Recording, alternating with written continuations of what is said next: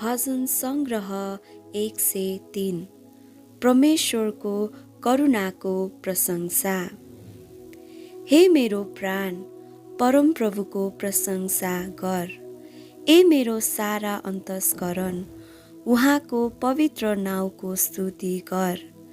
हे मेरो प्राण, परमप्रभुको प्रशंसा गर र उहाँका सबै उपकारहरू नबिर्से, जसले तेरा सबै पापहरू क्षमा गर्नुहुन्छ र तेरा सबै रोगहरू निको पार्नुहुन्छ, जसले तेरो जीवनलाई मृतलोकबाट मुक्त गर्नुहुन्छ र तँलाई करुणा र कृपाको मुकुट लगाइदिनुहुन्छ, जसले तेरा इच्छाहरू उत्तम कुराले तृप्त गर्नुहुन्छ, ताकि तेरो जवानी चिलको जस्तै फेरि नयाँ होस्।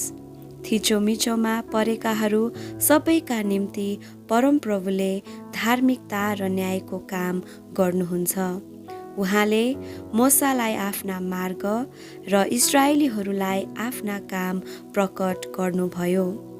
परमप्रभु टिठालु र अनुग्रही, क्रोध गर्नमा ढिला र अति करुणामय हुनुहुन्छ। उहाँले सधैँ दोष लगाइरहनुहुन्न। उहाँले सधैँभरि क्रोध पनि लिइराख्नुहुन्न। उहाँले हामीसँग हाम्रा पाप अनुसारको व्यवहार गर्नुहुन्न अनि हाम्रा अधर्म अनुसार हामीलाई दण्ड दिनुहुन्न, किनकि पृथ्वीबाट स्वर्ग जति अग्लो छ, उहाँका भय मान्नेहरूमाथि उहाँको करुणा त्यतिकै महान छ। पश्चिमबाट पूर्व जति टाढा छ, उहाँले हाम्रा अपराधहरू हामीबाट त्यत्तिकै टाढा हटाइदिनु भएको छ। जसरी बुबाले आफ्ना छोराछोरीहरूलाई टिठ्याउँछन्, त्यसरी नै उहाँका भय मान्नेहरूलाई परमप्रभुले टिठ्याउनुहुन्छ, किनभने उहाँ जान्नुहुन्छ हाम्रो सृष्टि कसरी भएको हो। हामी धुलो मात्र हौँ भनी उहाँ सम्झनुहुन्छ। मानिसको आयु त घाँसको आयु जत्तिकै छ, मैदानको फुल झैँ त्यो ढकमक्क फुल्दछ, अनि बतास त्यस फुलमाथि भएर जान्छ र त्यो विलीन हुन्छ र त्यसको ठाउँले पनि त्यसको याद गर्दैन। तर परमप्रभुको करुणा आफ्ना भक्तहरूमाथि र उहाँको धार्मिकता तिनीहरूका छोरा नातिमाथि अनन्तदेखि अनन्तसम्म रहन्छ।